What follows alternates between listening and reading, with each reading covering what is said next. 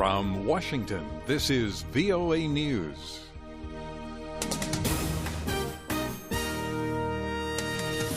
I'm David Forrest reporting a controversy over Iraq. U.S. officials on Sunday blamed Iraqi forces for Islamic State advances in the country in recent days. In an interview that aired Sunday, U.S. Defense Secretary Ash Carter told CNN the IS takeover of Ramadi 1 week ago shows Iraqi forces do not have the will to fight.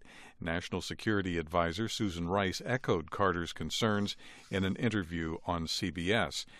Military and paramilitary forces are mounting a counteroffensive against IS insurgents in Anbar province. Syrian observers say Islamic State militants have executed 217 people, including children, in the eastern region of Homs since the capture of the city of Palmyra more than a week ago.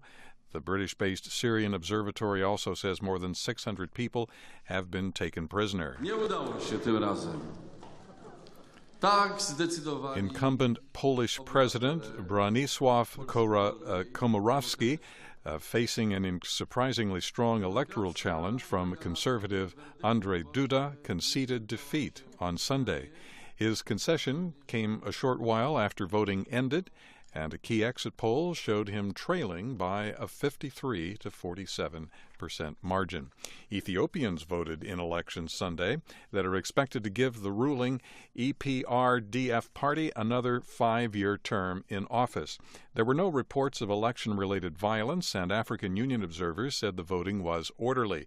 Opposition parties say the elections were not free and fair because officials routinely suppressed dissent through harassment and arrests.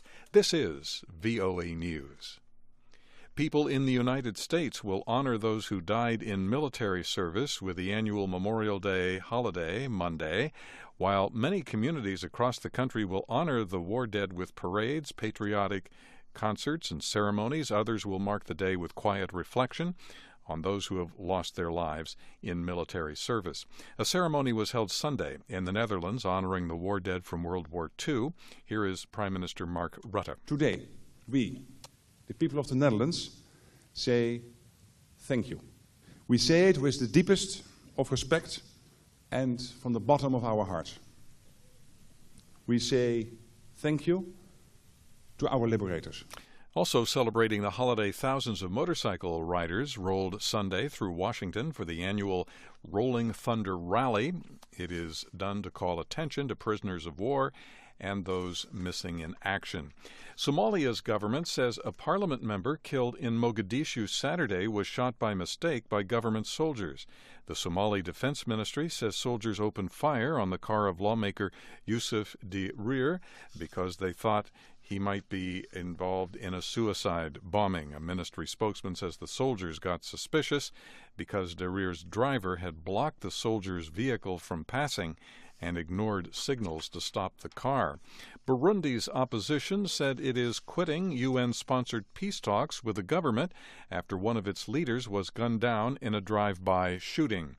Zedi Farouzi of the Union for Peace and Development Party was buried Sunday, a day after he and a bodyguard were shot to death in the capital Bujumbura. A bus carrying 30 international women activists, including American feminist Gloria Steinem, crossed the border into South Korea from the north on Sunday to mark International Women's Disarmament Day. The group, called Women Cross DMZ, arrived in North Korea Tuesday and held what they called a peace symposium. They marched with North Korean women during their 6-day visit. Malaysian authorities say police have found 30 mass graves containing the remains of people believed to be Bangladeshi and Rohingya migrants. Home Minister Zaid Hamidi told reporters on Sunday that the graves had been found along the border with Thailand near villages that had been used by human traffickers. A total of 71 people have been arrested in the U.S. city of Cleveland, Ohio, during protests that followed the acquittal of a white policeman in the shooting deaths of 2 blacks in 2012. The city streets were calm early Sunday after a Saturday night protests. From the VOA News Center in Washington, I'm Dave DeForest. That's the latest world news from VOA.